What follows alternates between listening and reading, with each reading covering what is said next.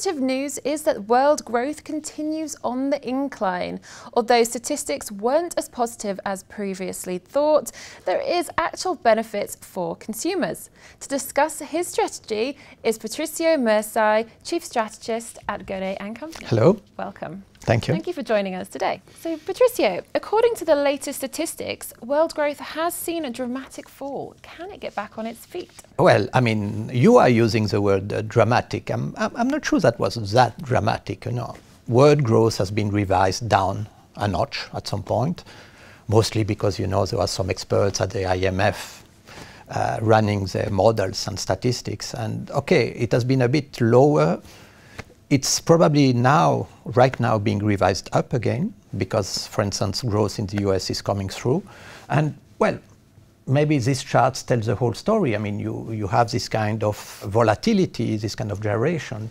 But we should more or less be back at potential, you know, in terms of world growth. What's interesting is that the emerging part of the world, the emerging markets, are probably still in a soft spot, especially China, but you can also think about Brazil, you can think about Russia. But at the same time, the US is almost back at potential, and there is, Japan has been recovering, and within Europe, even Germany is not that bad as it sounds. Obviously, the statistics have been lower though, and can there be any positive benefits from having such low rates? Yeah, definitely, because, you know, first of all, as I said, you know, emerging markets are a bit softer than usual. And also it means that worldwide, even for developed markets, you know, investment and industrial production has been a bit subdued as well. This has been one of the factors in lower commodity prices, and especially in lower energy prices.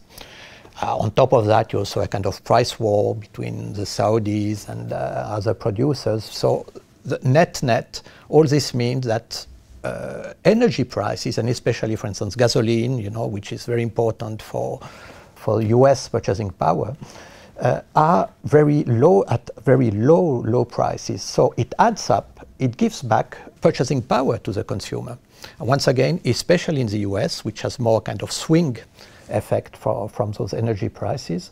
So it's a bonus, you know, it's a kind of windfall going directly into the pockets of consumers. That's a real benefit, definitely.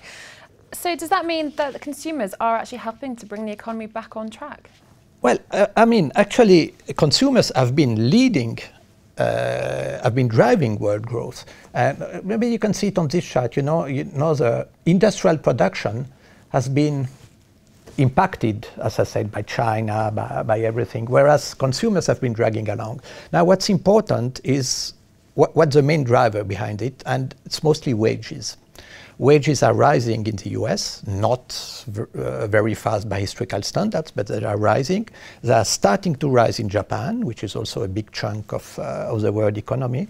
And in Europe, in Germany, Germany has one of the strongest wage growth in the world right now. And it's very interesting also because it's contractual wages. It's not just bonuses. It's not one-off, you know. It's really a 3% plus increase in wages. So actually, worldwide, there is more purchasing power.